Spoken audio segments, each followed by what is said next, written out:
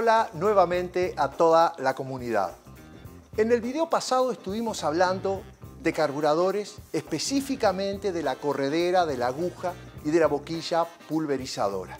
Lo que hicimos fue desarrollar una cantidad de conceptos teóricos. Bueno, les quedé debiendo lo más práctico, mostrar cada una de las piezas y entonces sí poder desarrollar mejor el tema y explicarles mejor el funcionamiento de cada una de ellas. Como les dije en el anterior video, yo lo tenía grabado, pero se me hacía muy extenso el video. Bueno, ahora llegó la oportunidad, entonces vamos a ver lo que restó del video, que es ya con todas las piezas en la mano.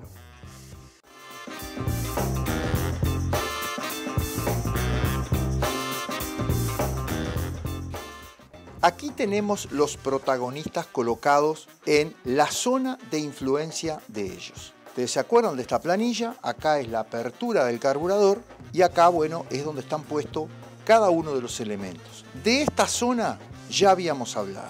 Vean que yo la corredera o pulmón lo ubiqué acá, entre 1/8 y 1/4. ¿Saben por qué? Por este escote que tiene acá y que ahora vamos a hablar de él. Luego ubiqué lo que es la aguja y el tubo emulsionador o boquilla pulverizadora con sus agujeros y finalmente puse acá el surtidor principal. Ellos son protagonistas en esa zona y este es muy sencillo, vamos a tocar poco sobre él. Aquí está la magia y los dolores de cabeza de la carburación. ¿Por qué ubiqué acá? Ya vamos a empezar a hablar de este corte o escote que tiene la corredera, que tiene su momento de influencia entre 1/8, cuando comienza a disminuir ya la influencia, el surtidor de baja, porque primero acá es el tornillo y luego el surtidor. Bueno, ahí hay una pequeños grados de apertura o giro de puño de acelerador, donde este canaliza el aire de tal manera sobre esta boquilla que está colocada de esta manera y el arrastre de combustible depende del ángulo que tenga este escote. Si en el momento que nosotros aceleramos este pequeño momento y el motor se nos engorda, ahí es donde nosotros tenemos que aumentar este ángulo.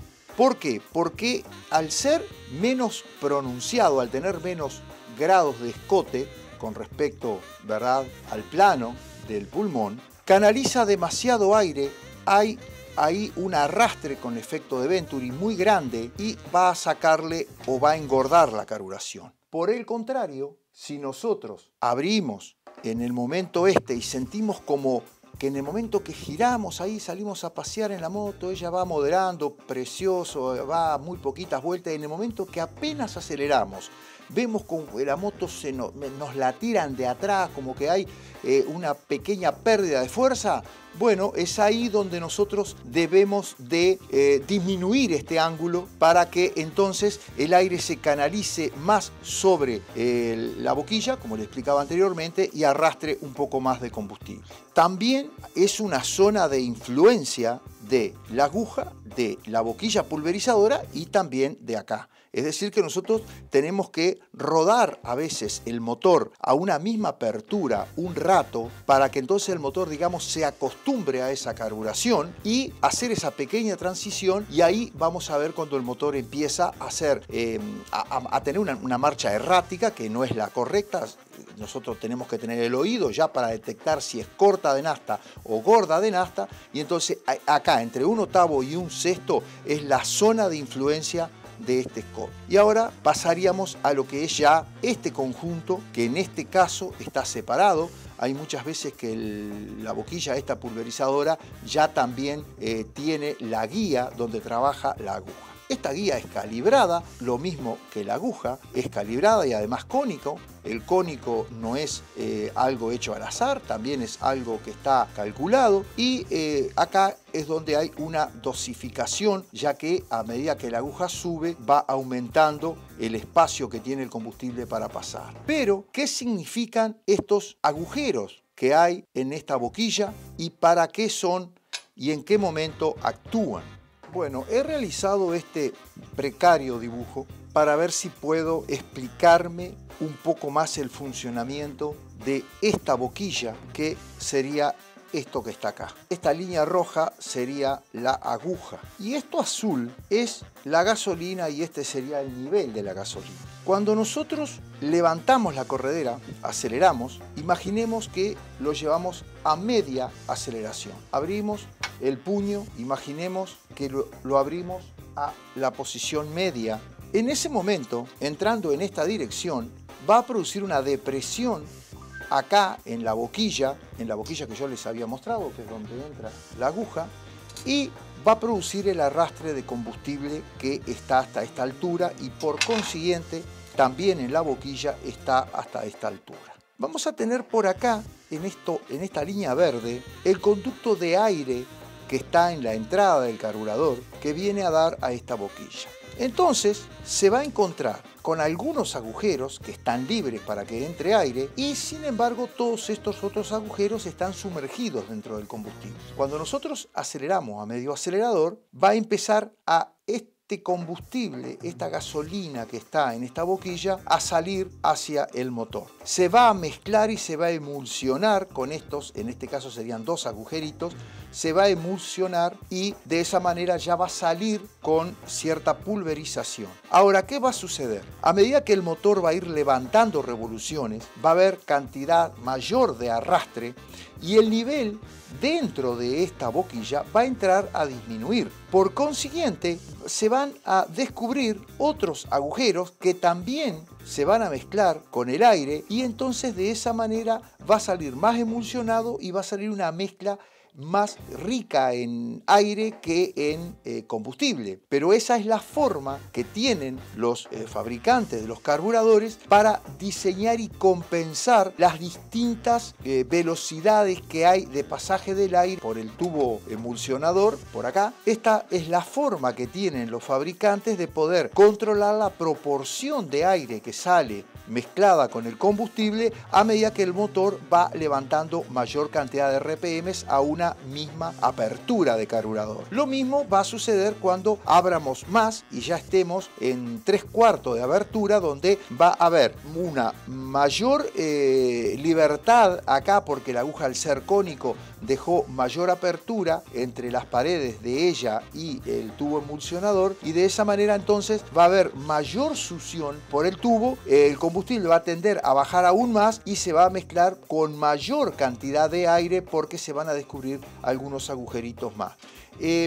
Acá es un equilibrio que es difícil de encontrarlo y hay que tener mucho conocimiento y trabajar mucho en él. Generalmente se trabaja en estos agujeros superiores, fundamentalmente en los motores 4 tiempos. Pasa mucho que se aumenta la cilindrada y que aumenta mucho el vacío o la fuerza de arrastre de combustibles y entonces hay que tratar de estos agujeros agrandarlos a veces cuando se aumenta de cilindrada, porque ¿qué sucede? En el momento que nosotros aceleramos en una transición, estamos, imaginemos, cerca de medio acelerador y ahí aceleramos a 3/4 acelerador y tenemos al principio como un engordamiento de combustible que se soluciona agrandando los agujeros de más acá arriba.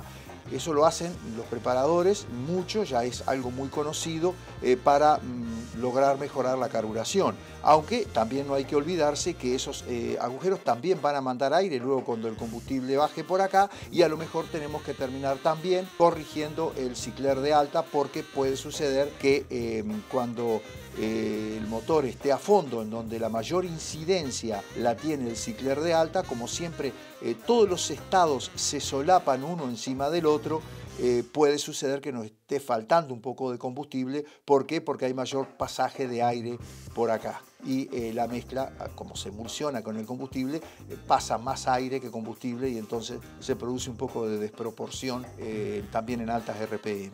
Todos los manuales de las motos traen el nivel de flotación, hasta dónde tiene que llevar el combustible.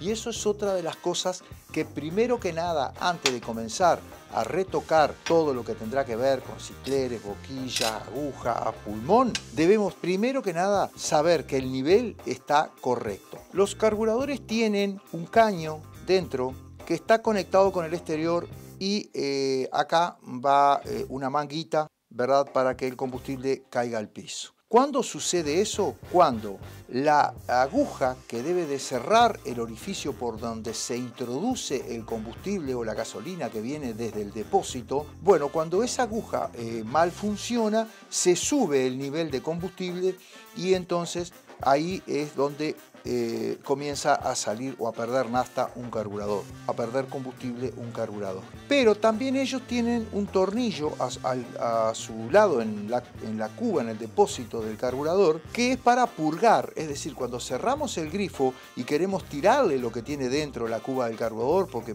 a ver, pensamos que a lo mejor puede haberle entrado agua cuando lavamos la moto o algo. Bueno, si abrimos ese tornillo con el grifo del tanque abierto, podemos corroborar hasta dónde llega el nivel de combustible del carburador.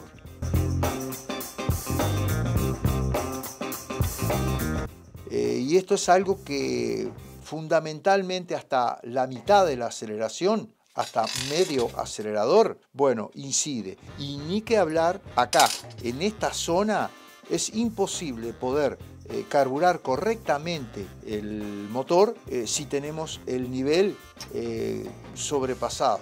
Si hablamos de este estado de 3/4 a un 100%, como ustedes ven, bueno, la aguja también tiene cierta preponderancia porque la aguja tiene una terminación cónica y de acuerdo a este ángulo es también lo que ella va a incidir en esta parte de lo que es el motor prácticamente a fondo. Pero sin lugar a duda este es el protagonista, el cicler principal. Si nosotros aceleramos a fondo y también sentimos ese efecto como que el motor no desarrolla con facilidad, como que si nos la agarraran de atrás la moto, bueno, eso sumado a un color demasiado blanco en la bujía nos está indicando entonces que necesitamos que este cicler sea de un calibre algo mayor.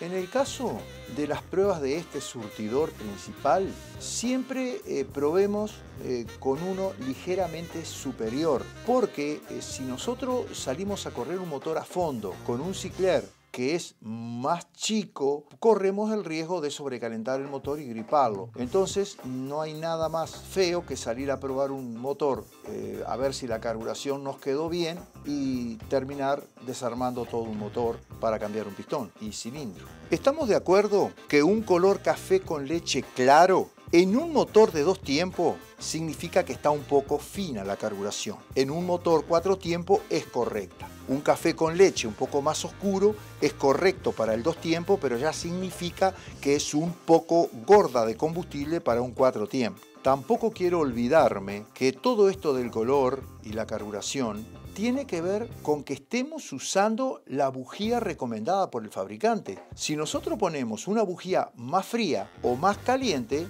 ya todo esto que hablamos ya cambia. Ya si tenemos una bujía más fría, seguramente podemos tener un color en la bujía, precisamente, que nos denote como que el motor está quemando un poco largo, un poco gordo de combustible. Y a lo mejor nos ponemos a retocar el carburador y empezamos a notar como que el motor ha perdido potencia. Bueno, ¿por qué? Porque estamos trabajando en el carburador cuando tenemos una bujía que no es la correcta, la que ya probó y diseñó el ingeniero cuando hizo ese motor. Cuando hablamos de todos estos temas, lo estamos haciendo siempre pensando en un motor que ya esté caliente y que esté en temperatura de servicio, ¿verdad? Y esto está pensado tanto para un motor 2T como para un 4T. Si bien es cierto que los colores de la bujía, que son prácticamente el mejor diagnóstico, varían, porque como les dije anteriormente, un café con leche claro en el electrodo de la bujía y también en el aislante, para un 2 tiempos es una carburación fina, mientras que para un 4 tiempos está correcta. Imaginemos ahora que la bujía presenta un color oscuro, un café con leche, digamos, muy cargado de café, y un negro mate también en todo el resto. Bueno, ahí estaríamos hablando de que tenemos ya una carburación gorda, una carburación demasiado rica en combustible para cualquiera de los dos motores. Evidentemente, ajustar esto, como dije al principio, se necesita de muchísima experiencia, además de conocer cada pieza donde actúa. Una cosa muy importante, trabajar o modificar de a una cosa a la vez, porque si agarramos y decimos, tenemos tal problema, y si bueno, vamos a cambiar esta aguja, vamos a cambiar un pulmón que tenga acá un escote diferente, porque también influye, y también cambiamos el surtidor principal, nos vamos a armar un mareo que no vamos a llevar nunca más el carburador a su lugar. Tenemos que primero detectar bien dónde está el problema y ahí ver qué es lo que tenemos entonces que tocar para mejorar la carburación. Y les voy a decir una cosa, he conocido gente que es un genio en esto.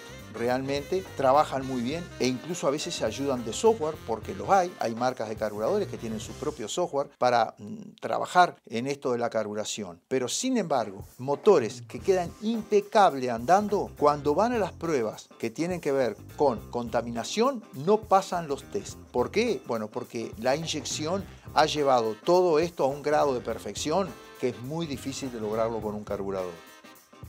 Bueno, este ha sido un video complejo de realizarlo, de explicarlo, porque la experiencia y el trabajo es lo más importante para ser un mecánico que logre dominar los carburadores.